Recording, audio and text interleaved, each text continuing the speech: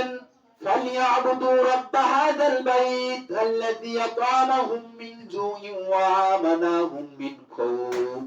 তোমরা তোমাদের রবের মালিক, তোমরা তোমাদের কাবার মালিকের ইবাদত করো। সুবহানাল্লাহ বলি। এরপর আপনি যদি বলেন ইবাদত করলে, কাবার মালিকের ইবাদত করলে আমি কি পাবো? আল্লাহ সুবহানাহু ওয়া তাআলা বললেন আল্লাযী আত'আমাহুম মিন জুইন ওয়া আমানাহুম মিন খাউফ। আল্লাহু আকবার বলি।